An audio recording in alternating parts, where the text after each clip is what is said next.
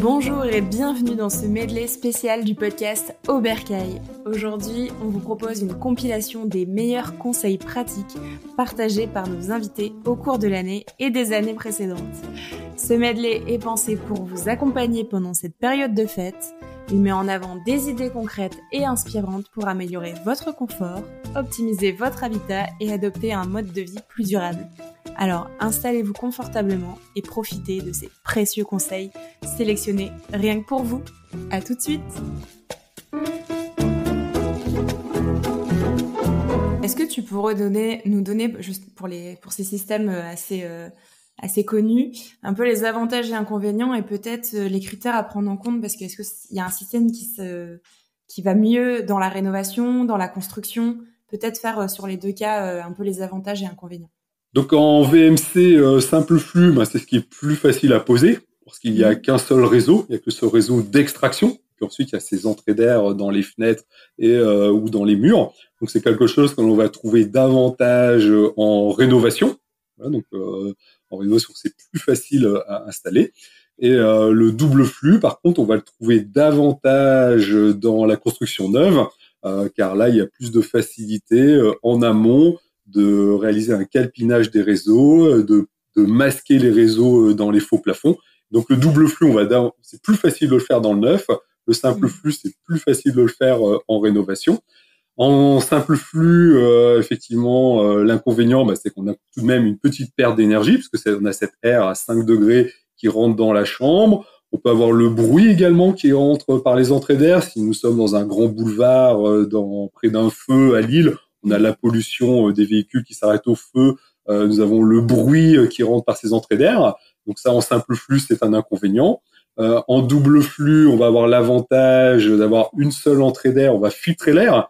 Effectivement, des personnes qui auraient des petits problèmes respiratoires, des allergies au pollen, ou qui seraient conscients de la pollution atmosphérique, bien avec un système double flux, on va retenir les particules fines, on va retenir les pollens, donc on va améliorer sa qualité d'air intérieur. Voilà, donc en rénovation, le double flux, on va le trouver lorsqu'on est vraiment dans un enjeu de santé, de confort, donc pas avoir le bruit, pas avoir la pollution, pas avoir les particules fines. Donc on sait le faire, et ça va générer des travaux plus importants. Mais souvent, comme ça change la vie des personnes qui ont ce type d'allergie, on accepte qu'il y ait davantage de coffrage, de soffit, de gaines techniques dans la maison.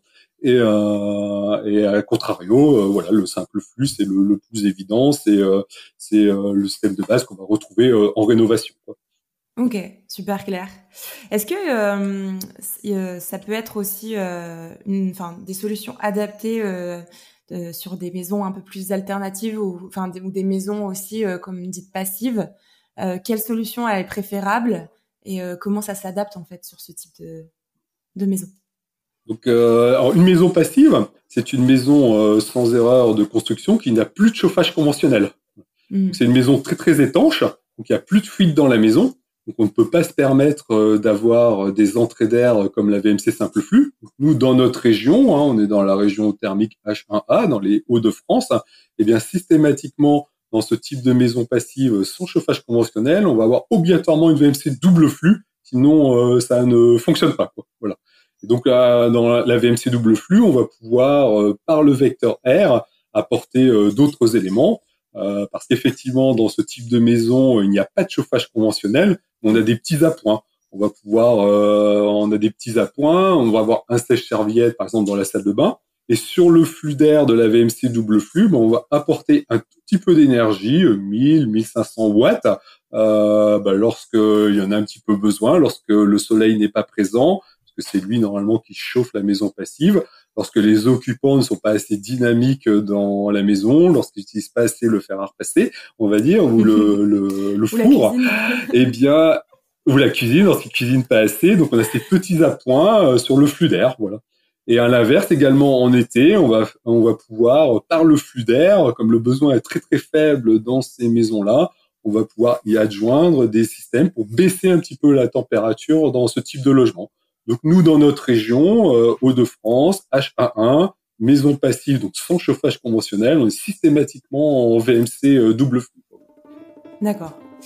Est-ce que c'est possible de résumer un peu les grands avantages et inconvénients de la pompe à chaleur par rapport à d'autres systèmes, justement, gaz, fuel, ce qu'on a plus l'habitude peut-être d'historique? Alors les gros avantages de la pompe à chaleur, ça va être les coûts, hein. Les coûts de fonctionnement quand elle est bien installée, que justement comme la pompe à chaleur a un coefficient de performance qui est forcément toujours plus avantageux que du gaz ou du fuel. Parce que là, gaz fuel, vous êtes sur 1 pour 1. C'est-à-dire que tout ce qu'elle va prendre, elle va vous restituer à l'identique. Okay. À l'inverse de la pompe à chaleur où tout ce qu'elle vous prend, elle va vous le restituer à 2, 3, 4, voire 5 fois en fonction des installations. Donc forcément, il y a des pompes à chaleur qui vont vous restituer, qui vont vous demander 4 fois moins de puissance réelle de fonctionnement. Donc le gros avantage de la pompe à chaleur, c'est ça, à l'inverse de la chaudière gaz. Par contre, en coût de réparation, c'est pas du tout la même chose. C'est-à-dire que le billet moyen sur une installation de chaudière où vous avez déjà une grosse panne, vous allez tourner sur des budgets qui vont être entre 300-400 euros et on est déjà sur des grosses pannes. Alors je parle pas d'un corps de chauffe qui va percer où là bon c'est beaucoup plus onéreux, mais en moyenne sur une grosse panne de pompe à chaleur, enfin de chaudière gaz, on va être sur 300-400 euros. Okay. Et c'est déjà la grosse panne et vous allez être relativement dépanné dans la journée parce qu'on a des pièces et on n'a pas besoin de faire de manipulation de fluide frigorigène. Donc on peut vider, changer la pièce, ça dure 2 heures. 3 heures et la chaudière est repartie et on a facilement des pièces. À l'inverse d'une pompe à chaleur, alors si c'est sur la partie hydraulique, radiateur, etc., là c'est à peu près pareil, hein, on n'a pas de problème spécifique. Par contre, dès que ça touche à la partie frigorifique, là ça pose problème. C'est pas que ça pose problème, c'est que ça demande du temps. Il faut récupérer à chaque fois le gaz. Parce qu'on peut pas le rejeter dans l'air. Il faut récupérer le gaz, il faut faire des certifications, des papiers comme quoi on a bien récupéré le gaz, quel gaz on a réinjecté. Il faut changer la pièce. Les pièces frigo, frigo sont quand même chères. Ça, faut pas se mentir. Maintenant, une installation pompe à chaleur frigo bien faite, bien mise en route, on a beaucoup moins de pannes frigo on a plus des problèmes hydrauliques liés à des installations de chauffage, etc., avec les boues, avec d'autres problèmes que des parties frigo. Mais si une installation frigo est pas réalisée correctement et qu'on a vite des problèmes, on est plus sur des budgets entre 1000 et 1500, voire 2000 euros. Ouais, c'est pas la même chose. On a par exemple un client chez qui on a été sur une pompe à chaleur qu'on n'a pas installée. Ils ont eu des soucis sur la carte de régulation inverter. Alors là, on parle même pas de récupérer du fluide, on parle d'une carte électronique qui gère la pompe à chaleur. La carte électronique à l'achat pour nous coûte 1900 euros et vous l'avez pas changé quoi. Donc la main d'œuvre, tout ça, c'est à rajouter. Recherche de panne. Parce que pour trouver une panne de la carte électronique inverter, c'est pas facile, oui. Puis l'électronique, je veux dire, on n'est pas magicien, on n'est pas dans les composants. Une panne purement électronique avec des pannes aléatoires, c'est quand même quelque chose qui est très très très complexe à repérer, surtout quand ça fonctionne de temps en temps. Et souvent, nous, quand on passe, la pompe à chaleur, elle tourne, et quand on s'en va 5 minutes après, elle tombe en panne. Ça, donc, c'est le lot de tout le monde quand on veut faire appel à un... j'ai des clients, souvent, ils me disent, de toute façon, vous êtes là, elle va tourner, c'est sûr, elle va marcher, hein, et puis quand vous allez partir, et c'est ce qui se passe à chaque fois, je pars, et 5 minutes après, elle tombe en panne, quoi. Ouais, c'est assez fantastique. Donc après, c'est ça. Moi, ce que je dis toujours, et c'est là où, en fait, la pompe à chaleur a ses limites, c'est du très très bon matériel, c'est très performant. Ça fonctionne très bien, j'en suis convaincu. Maintenant, aujourd'hui, j'ai envie de dire aux gens, si vous posez une pompe à chaleur, on va être clair, c'est que vous avez les moyens de l'entretenir. Est-ce que tu aurais des choses à rapporter justement sur comment on fait cette analyse comportementale déjà, et cette analyse un peu de l'outil et comment on relie ces deux aspects. Ouais. On va essayer de pas le faire trop théorique ou ésotérique. Le plus concret possible. Ouais, en fait, le plus concret possible, c'est vraiment... Il y a 2 choses qu'on fait beaucoup, et au début, j'étais un peu gêné de les raconter comme ça, mais je trouve que c'est vraiment important. Alors, aujourd'hui, on travaille plutôt sur des gros bâtiments, sur des gros sites. On fait beaucoup moins d'habitat individuel, par exemple, mais les démarches sont un peu similaires. Quand on fait ou quand on faisait de l'habitat, on en fait encore quand même. on passe beaucoup de temps à discuter, que les gens nous racontent, non pas. Alors il y a un petit piège en plus dans l'habitat, surtout dans l'habitat écologique, c'est que les gens deviennent vite des geeks. Ils te disent moi j'aime l'isolation en paille. Est-ce qu'il vaut mieux un enduit terre ou un enduit chanvre? Tu vois, on part tout de suite sur de la technique. Et en fait, on passait vraiment beaucoup de temps et d'efforts à faire raconter comment ça doit se vivre. Mais vraiment très concrètement, c'est-à-dire je me lève le matin. Est-ce que j'aime être dans une chambre fraîche? Est-ce que ça me va de devoir aller dans un séjour qui est froid et de prendre du bois pour allumer un feu et d'attendre finalement une demi-heure, une heure que la température remonte ou que l'ambiance se modifie? Parce que c'est ça le point de départ. Voilà. Donc ça, c'est le premier outil, c'est la matière, parce que c'est ça qui nous dit ce qui doit se passer. Et il y a un point très important, c'est que ces trucs-là ne se définissent jamais à l'échelle du bâtiment, mais toujours à l'échelle de la pièce, voire de la sous-pièce. C'est-à-dire, ce que tu fais dans la chambre, c'est pas la même chose que ce que tu fais dans le séjour, c'est pas la même chose que tu fais dans le bureau. Donc il faut comprendre toutes ces choses-là. Et en général, on le fait dire à monsieur, à madame ou à monsieur selon les couples. On fait interroger les enfants, etc. pour qu'ils racontent. Et souvent, le principal résultat du travail, c'est que les gens se rendent compte que effectivement, ils veulent pas vivre la même chose. Et c'est pas grave, on s'en accommode, tu vois. Donc ça, c'est un exemple de ce qui se passe beaucoup dans l'habitat.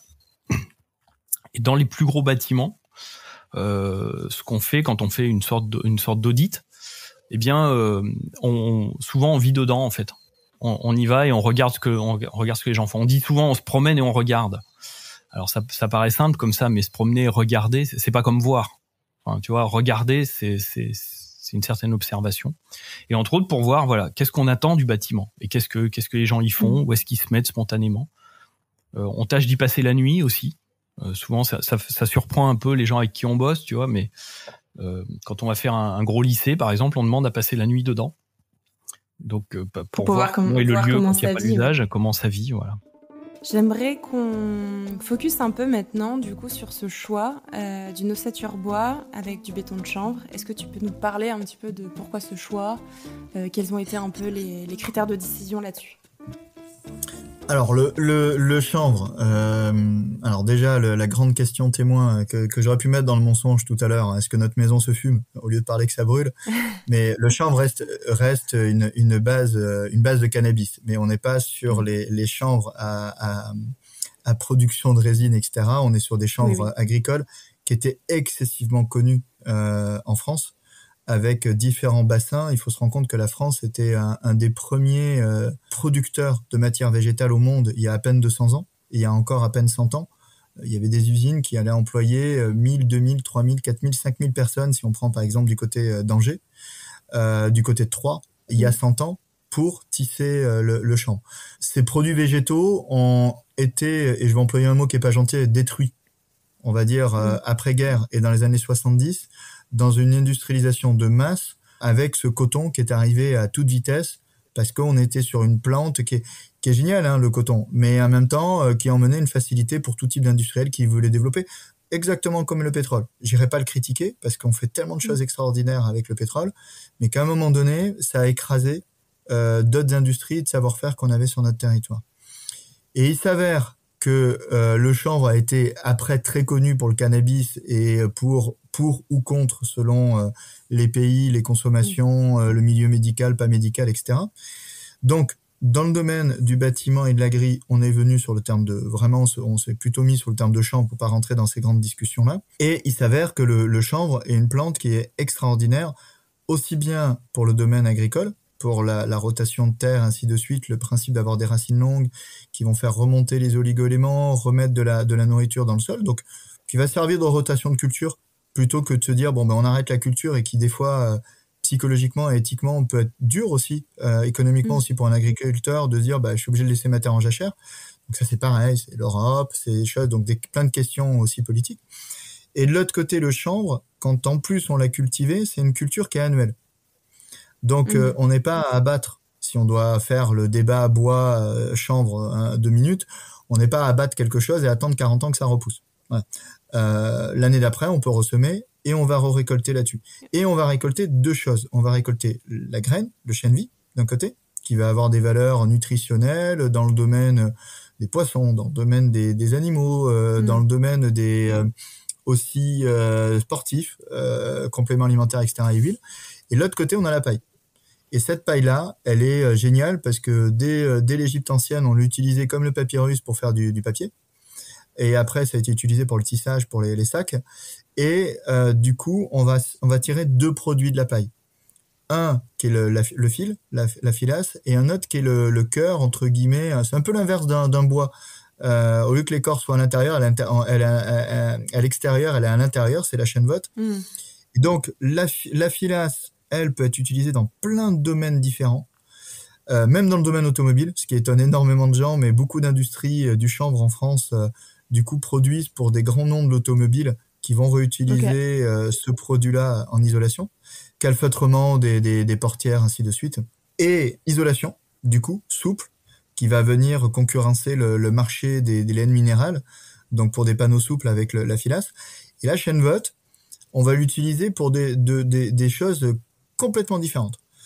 Aussi bien, par exemple, pour du paillage, donc c'est extraordinaire dans le domaine du potager, aussi bien, là on vient juste de sortir des Jeux Olympiques, donc la filière chanvre peut devenir partenaire premium des chevaux, puisqu'on va retrouver pour le domaine équin des chènevottes avec un petit peu de citronnelle dedans, qui sont fabriquées par les chanvreries françaises pour répondre à ce marché-là. Et ensuite, un autre marché complètement différent qui est l'isolation. Parce que des fous furieux de maçons issus d'idées traditionnelles dans les années 70-80 ont eu l'idée de travailler du coup sur la terre sur laquelle qui était connue et reconnue, sur les boges, sur les mélanges, et de se dire que le chaux et le champ pourraient très bien se mélanger. Et nous, sur la maison, c'est pas qu'on n'aime pas le souple, parce que le souple, l'isolant souple, on en a en toiture. Mais je viens du sud-ouest de la France à la base. On a des différences de température, de pluviométrie qui sont énormes maintenant, de plus en plus dans les années qui arrivent, sans rentrer dans le débat du climat. Mais l'idée, c'est qu'on s'est dit, autant massifier nos murs et avoir un mur qui a de la masse, mais plutôt qu'il soit en pierre, parce que là où on est situé, on va pas extraire de pierre et c'est compliqué. La terre, il s'est avéré qu'on n'était pas sur une terre argileuse pure et dure qu'on aurait pu traiter. À 20 km de là, oui, mais pas là où on est. Donc en fait, le chaux-chanvre a été cette réflexion. Et il s'avère en plus que dans les rencontres professionnelles et bâtiments que j'ai pu accompagner, beaucoup de bâtiments apparaissaient, mais dans le domaine des bureaux, qui sont beaucoup moins contraints en termes de normatifs, mais très peu dans le domaine de la construction de maisons individuelles. Donc ça nous permettait à nous de nous dire, on va mettre notre pierre à l'édifice là-dedans, on va venir essayer de passer une étape complémentaire dans la maison individuelle. On en parlera dans les années qui arrivent. D'abord pour nous, dans ce qu'on a réussi et pas réussi, et dans ce qu'on réussit à avancer. Donc avec des échecs et avec des réussites.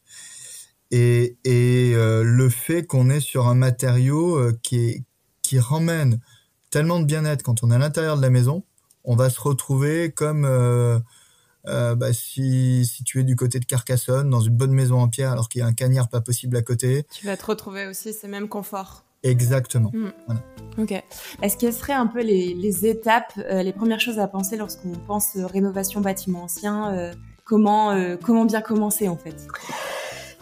Comment bien commencer? Alors là, c'est une question qui est quand même très très large parce que ça dépend vraiment de l'état déjà de départ de ce qu'on achète. Parce que voilà, on le voit aujourd'hui sur les réseaux, ça peut partir de la grange où il y a rien, des gens qui achètent 3 pignons, il y a plus rien et là faut tout refaire. Et il y a ceux qui achètent, on va dire, le bâti ancien qui possiblement a déjà subi une rénovation. Il y a 20 ans, 25 ans, comme peut-être moi mes parents ont fait à l'époque, et où pour beaucoup de gens de cette époque-là, les premières rénovations des bâtis anciens, 25, 30, 40 ans, il n'y avait pas de communication autour des pathologies du bâti ancien. On était encore dans l'air, on était déjà dans une époque où l'énergie était pas chère, donc les questions isolation, étanchéité, on n'en demandait pas, il n'y avait pas grand-chose. On voulait que ça aille vite aussi, que ça sèche vite, donc là ça a été l'apogée du ciment dans le bâtiment ancien, on y faisait des sols, des murs. On était aussi sur une époque où, pareil, on a perdu beaucoup de professionnels qui avaient ces compétences-là en fait. Parce qu'avec l'avènement du ciment après-guerre, petit à petit, il y a eu de moins en moins de gens qui ont été compétents sur les techniques de la terre, de la chaux et même du plâtre. Aujourd'hui, avoir un vrai plâtrier pour faire un plafond traditionnel, ça relève... voilà. Il y a certains secteurs géographiques où il y a peut-être plus de chance, mais nous, typiquement, sur notre territoire, pour dire, on n'arrive même plus à acheter des briques, donc il n'y a plus de plâtrier. Donc du coup, voilà, ça dépend vraiment du stade auquel on en est. Donc je dirais que, à la limite, la première question, le premier point, voilà, si on veut faire preuve de sagesse par rapport à l'acquisition du bâtiment, c'est déjà vraiment de se poser la question de ses besoins. En fait, vraiment définir voilà son besoin et sa vision idéale. Mais c'est pas toujours simple d'être honnête avec soi-même sur son vrai besoin, parce qu'il y a ce qu'on voit chez les autres. On n'a jamais été autant soumis, donc réseaux sociaux, Pinterest, à idéaliser des espaces, des décos, des ambiances qui peut-être sont super sympas pour aller passer une semaine en vacances quelque part, mais au quotidien, on peut se rendre compte que finalement cet aménagement, c'était pas celui qui correspondait aux besoins, soit d'une personne qui est célibataire, peut-être qu'il y aura des projets d'être en couple ou pas, peut-être qu'il y a déjà ou qu'il y aura des enfants. On avait parlé d'ailleurs avec Maëlys Dorn de l'optimisation d'espace, je pense. Oui, tout à fait, oui, on se connaît, voilà. Donc déjà, le besoin à ce niveau-là, il est clair. Ensuite, alors pareil, selon si on est en seul ou en couple et tout ça, vraiment, c'est très important de communiquer. Parce que des fois, il y en a toujours un qui est un peu plus partant sur la réno, et puis un autre qui va peut-être un peu plus la subir. Alors, il est partant au départ, les 6 premiers mois, et puis quand ça commence à durer 2 ans, ça peut commencer à être... Sur un plan personnel, ça peut être compliqué aussi, oui. Voilà, c'est important essayer d'être honnête envers soi et éventuellement le conjoint sur la place qu'on veut donner à ce projet-là, comment on est prêt à s'y investir en temps, oui ou non, parce que si c'est clair que c'est non dès le départ, eh ben on sait que c'est non, et ce sera pas la même stratégie de mise en place et d'organisation du chantier que si on est en autorénovation déjà. Parce qu'après, en faisant intervenir plusieurs artisans, on va être obligé d'être dans une organisation et un management de chantier si on veut pas se faire complètement dépasser. Donc, il y a des calendriers, il faut organiser qui intervient, quel moment, dans l'ordre. Donc, une fois que le besoin il est bien défini et les attentes, bah là, on peut commencer à réfléchir, au premier plan, aux matériaux qu'on souhaite utiliser ou pas. Certaines personnes ont une sensibilité, on va dire, environnementale, sont soucieuses de la qualité et de l'origine des matériaux, de la qualité de l'air de leur logement, donc vont s'orienter sur un certain type de matériaux. D'autres personnes ne sont pas ou s'en fichent, donc là, il y a encore une autre catégorie de matériaux. Et une fois qu'on sait un peu ça, et pareil, qu'on y a réfléchi seul ou avec quelqu'un qui vous accompagne, avec de la famille qui s'y connaît un peu, là après on peut commencer à chercher les artisans. Aujourd'hui, ce que j'en vois, c'est que beaucoup de gens font venir des artisans pour avoir les devis, parce qu'il faut avoir les devis avant d'aller à la banque, avant d'acheter, pour faire les plans de financement. Mais ça s'étale sur du temps et au final, au moment de commencer, on se rend compte qu'on va ni faire travailler cet artisan peut-être, ni prendre ce matériau, parce que l'artisan qui sera venu, de toute façon, il a dit par exemple qu'il posait que de la laine de roche et qu'il voulait pas mettre de ouate de cellulose. Bon, après, il faut retrouver au matériau, l'artisan qu'il faut.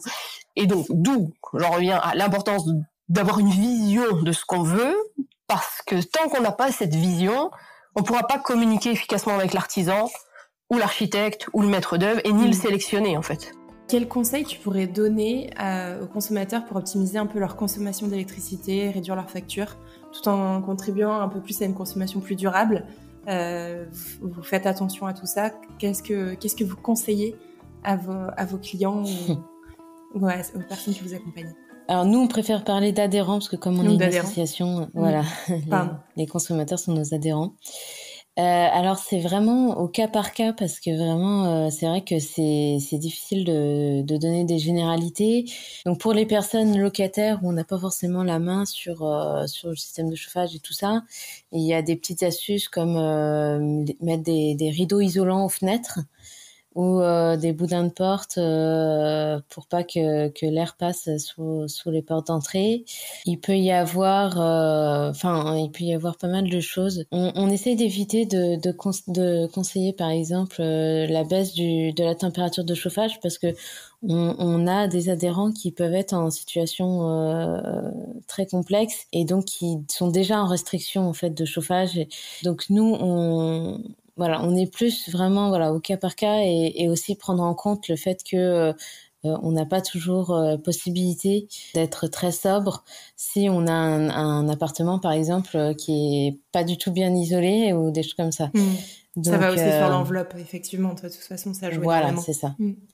Par contre, si on a le choix, l'idéal, c'est de pas se chauffer au chauffage électrique, de mettre par exemple un poêle à bois ou ce genre de choses qui permet vraiment là des grosses réductions de factures, parce que même si, par exemple, les granulés ou les bois bûches ont augmenté un petit peu aussi ces dernières années, ça reste quand même beaucoup moins cher que le prix de l'électricité, quoi. Donc nous, même si on est fournisseur d'électricité, on va quand même conseiller de faire attention et de faire des économies d'électricité, parce que notre objectif, c'est justement qu'il n'y ait pas trop de personnes en situation de précarité énergétique, et aussi de comprendre tous ces enjeux-là, et aussi surtout, en fait, de se dire, en fait, on n'a pas la possibilité de produire beaucoup, donc il faut aussi s'adapter à la production locale, quoi.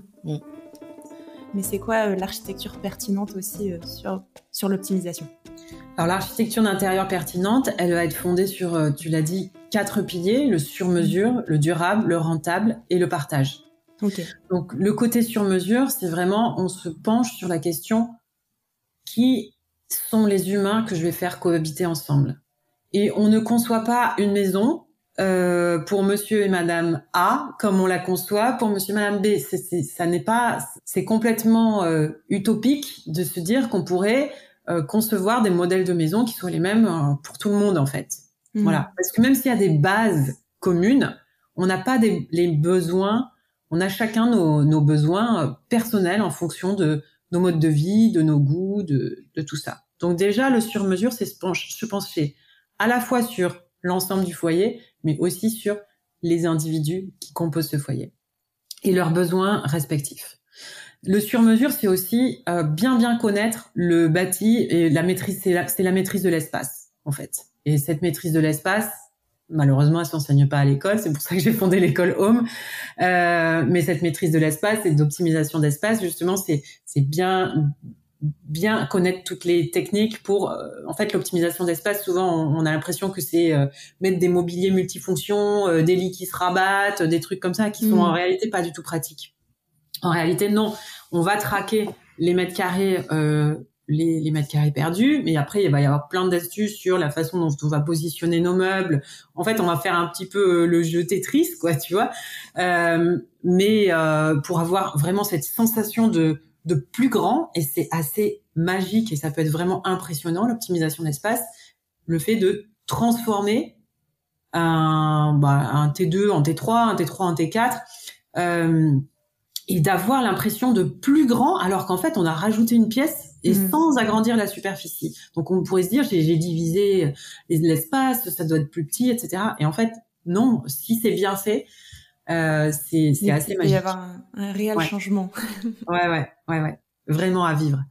Et après, alors pour le côté durable, donc c'est vraiment prendre soin de la planète évidemment, mais prendre soin de la planète, c'est d'abord prendre soin de soi, en fait, tout simplement, parce que la planète c'est un peu, voilà, c'est ce qui nous nourrit, en fait, faut quand même pas l'oublier, hein. Si on n'a plus de planète, on n'est plus là. On n'est plus.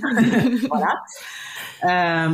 Donc moi ça me fait rire les politiciens qui disent oui, l'écologie, oui, mais pas à n'importe quel prix. Bah si, en fait, à n'importe quel prix, bien sûr, à n'importe quel prix, en fait, au prix de la vie, en fait, c'est tout. Voilà. Donc le durable, oui, prendre soin de la planète, mais aussi prendre soin de sa santé, être hyper vigilant sur les matériaux qu'on va utiliser, et puis la façon de concevoir, peut-être en réutilisant certaines choses, etc. Le rentable, c'est un sujet qui est important et qui, encore une fois, n'est pas du tout appris à l'école. Alors c'est pour ça qu'on a des architectes. J'ai tellement entendu cette phrase de clients qui disaient mais mon architecte m'a fait un projet complètement hors budget. Mais oui, mais bien sûr. Mais c'est ce qu'on nous enseigne à l'école. On ne nous enseigne pas combien coûtent les choses. On nous dit faites rêver le client. Ouais, faites rêver le client. Faites que du beau. Faites du beau, faites rêver le client, budget nos limites, place à la créa, enfin voilà, ce genre de phrase, tu vois. La créativité, elle naît de la contrainte. Le budget, ça peut être une contrainte très intéressante pour être créatif. Donc, la rentabilité d'un projet, c'est hyper important. Et ce que je dis toujours, c'est moi, en tant qu'architecte d'intérieur, ce qui m'intéresse, c'est moins de respecter le budget du client que de respecter son investissement. Et c'est différent. Ça c'est différent. Parce que le budget, tu peux avoir autant un client qui dit ouais, je suis très large en budget, j'ai pas de souci. Mais in fine, tu vas lui faire un projet qui va être ultra luxe, mais à la revente de sa maison, par exemple, il va pas s'y retrouver. À l'inverse, tu peux avoir un client qui te dit j'ai que 15 000 € à mettre dans ma réno, et puis en étudiant son projet, et puis qui te dit mais dans 2-3 ans, je vais déménager parce que là j'ai par exemple une mère célibataire qui vient de divorcer, qui a 2 enfants qui ont 8-9 ans et qui te dit bon, de toute façon d'ici maximum 3 ans, je vais devoir déménager pour un T4 pour qu'ils aient chacun leur chambre. Et là, quand tu étudies le projet et que tu dis OK, pour 15 000 €, effectivement, je te rénove juste ta cuisine et un petit peu ta salle de bain. Mais si tu mets 15 000 € de plus, tu peux avoir tout de suite ton T4 dans le même espace. À ce moment-là, dans 3 ans, tu économises des dizaines de milliers d'euros de frais de notaire. Tous les frais que ça coûte un déménagement, tous les frais, le supplément que va te coûter l'achat d'un appartement plus cher. Tu vois? Puis la charge mentale aussi. La charge mentale, etc. Plus, évidemment, tout ce que va te coûter les travaux que tu vas avoir dans ce nouveau logement, parce qu'il faut pas se leurrer, il y a toujours des travaux, au moins des petits travaux de peinture, de mobilier, de quoi que ce soit, quand on aménage dans un bien. Donc là, ouais, on peut faire un projet a priori hors budget, mais en réalité avec un bien meilleur retour sur investissement, parce qu'on a pensé moyen, long terme, et pas juste répondre au cahier des charges primaire du client. On va l'aider aussi à pousser sa réflexion un peu jusqu'au bout. Voilà. Okay. Et ensuite, le dernier pilier, c'est le partage. Alors, le partage, c'est quoi? C'est vraiment cette conscience que l'habitat est un espace à partager. Mm-hmm. Et c'est aussi cette conscience que un projet d'architecture d'intérieur, un architecte d'intérieur formé à la méthodologie Home, en tout cas, il va être vraiment dans cette notion de collaboration avec ses clients. Je te propose qu'on parte un peu sur ce concept du beau et de l'éco-responsabilité. Comment on peut associer justement pour sa décoration intérieure le fait de vouloir faire du beau, c'est pas toujours évident, et en plus de ça, de s'associer avec son alignement éco-responsable, durabilité, etc. Est-ce que tu as des astuces là-dessus? Alors des astuces, je sais pas vraiment si j'ai des astuces en soi. Disons que c'est plutôt prendre, c'est pas vraiment un problème, mais prendre le problème un peu à l'envers. C'est-à-dire que, tu vois, sur un projet client, quand je suis appelée pour repenser un intérieur, les clients ont un besoin. Ça peut être faire évoluer leur habitat parce que ça fait 20 ans qu'ils ont la même déco et qu'ils en ont marre. Ça peut être parce qu'ils viennent d'acheter un nouvel appart et qu'il y a besoin de meubler. Peu importe le point de départ, il y a un besoin, il y a un cahier des charges. C'est à peu près partout la même chose, je dirais, même si le cahier des charges est différent à chaque fois, bien entendu. Mais à partir de ce point de départ-là, il faut répondre à un besoin. Je vais prendre un exemple tout simple. On doit meubler un salon. Quand je dis meubler, on doit agencer, meubler, décorer un salon du sol au plafond. Donc ça, c'est le cahier des charges du client, qui n'a pas forcément dans son cahier des charges la notion de faire jouer la notion de durabilité avec son cahier des charges. Disons que pour lui, c'est potentiellement un bonus, voire pas du tout. Okay. Et donc, mon objectif, généralement, c'est de dire que, en effet, je vais lui prouver que c'est possible de faire les deux à la fois et que ça ne va changer en rien son cahier des charges. Ça veut dire qu'on va répondre à son cahier des charges. Et dans ce cahier des charges-là, on va intégrer cette notion de durabilité en faisant tout simplement attention au choix des produits. Donc, ça veut dire qu'on va faire attention à la façon dont ça va être sourcé, à la façon dont ça va être produit, d'où ça vient. Et en fait, à chaque élément, que ce soit le revêtement de sol, les peintures, le mobilier, les luminaires, les papiers peints, tous ces éléments-là, aujourd'hui, ont des alternatives éco-responsables. Et bien sûr, jolies. Sinon, je m'appellerais pas décoratrice d'intérieur. Donc il faut qu'il y ait un système qui fonctionne aussi entre deux, quoi. C'est ça. En fait, c'est ça. C'est-à-dire que souvent, je parle à mes clients de mes trois piliers. C'est-à-dire qu'il y a le pilier de l'esthétisme, le pilier de la fonctionnalité et le pilier budgétaire. Et ça, c'est quelque chose qui leur parle parce que dès lors qu'on répond aux trois et que ça fonctionne entre eux, généralement, on réussit le projet. Le quatrième pilier dont je leur parle pas toujours, mais que j'intègre au projet parce que parfois ça peut faire peur. Il y a beaucoup de clients qui peuvent être encore réfractaires à cette notion d'éco-responsabilité. Donc c'est ce pilier-là, de l'éco-responsabilité, que je vais en fait faire répondre à chacun de ces piliers. Donc grossièrement, ça veut dire quoi ? Ça veut dire, est-ce que si j'intègre de l'éco-responsabilité, c'est encore aussi beau ? Et aujourd'hui, on peut dire que oui, on n'est plus sur de la palette recyclée pour décorer à l'intérieur si on est éco-responsable. On a des super produits. Alors, dans le très haut de gamme, le luxe, etc., je dirais que c'est pas encore à la pointe. Il y a encore vraiment beaucoup d'innovations à faire. Par contre, aujourd'hui, sur le marché de la décoration milieu haut de gamme, il y a énormément de choses qui se font, des alternatives éco-conçues. Alors, tout n'est pas parfait. Autrement, on arrêterait de décorer si on cherche la perfection. Mais en tout cas, il y a beaucoup de choses qui se font et qui vont dans le bon sens. Des produits qu'on connaît depuis toujours, depuis pas mal de temps, et qui aujourd'hui ont leurs alternatives. Je pense par exemple à ces fameux tasseaux de bois, tu sais, qu'on voit un peu partout depuis quelques temps. Pour faire les têtes de lit, pour faire les agencements de salon, etc. Oui, on voit ça pas mal. C'est ça. Le problème, c'est que souvent, ces choses-là, c'est fait avec du médium, qui est plein de colle, plein de produits chimiques pour être compressé avec les différentes particules de bois. Et ça vient de Chine, grossièrement.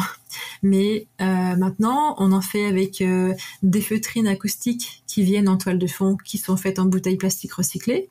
Et les tasseaux de bois sont recouverts de graines de tournesol, par exemple. Donc en fait, il y a plein de choses comme ça qui se font, qui sont à la fois jolies, saines, durables, qui sentent bon la nature même. et en fait, on a plein d'alternatives. Surtout, on a des alternatives ou presque. Et typiquement, je parlais tout à l'heure des mousses où c'est encore un petit peu compliqué. Et c'est un vrai sujet qui est encore en cours d'innovation. Mais les mousses des canapés, hormis utiliser de la mousse recyclée, là aujourd'hui ça reste issu de l'industrie pétrochimique. Et c'est pareil pour les matelas. Aujourd'hui, j'ai découvert il y a pas très longtemps une entreprise comme ça française qui s'appelle Eco-Matelas, qui fait des matelas issus des matelas d'hôtellerie.